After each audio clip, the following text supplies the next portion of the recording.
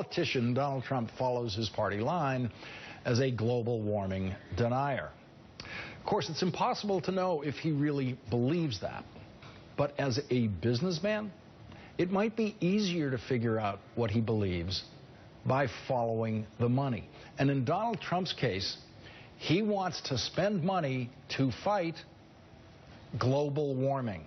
But just on one small speck of the planet, a golf course on the coast of Ireland that bears his name, Donald Trump has petitioned the government there to allow him to protect the golf course from rising sea levels due to global warming by building a wall that Donald Trump says he will pay for. That's how much he believes in global warming as it affects exactly one golf course in Ireland. Joining us now, former Republican Congressman Bob Inglis of South Carolina, who is now executive director at Republican.org, which advocates a realist approach to solving climate change. Bob Inglis, so there's Donald Trump with the party line. It's absolutely not happening. Don't worry about it, except on my golf course in Ireland.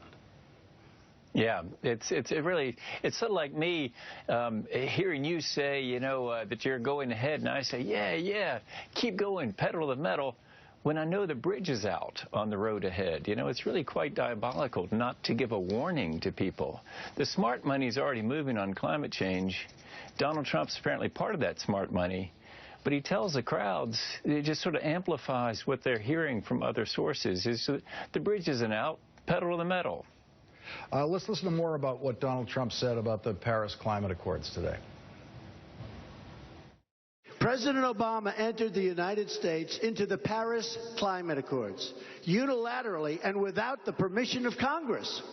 This agreement gives foreign bureaucrats control over how much our energy and how much we use right here in America. So foreign bureaucrats are going to be controlling what we're using and what we're doing on our land in our country. No way. Bob, your reaction to that? Well, of course, it's completely incorrect. But that's the problem, you know, with responding to really just anything that Trump says.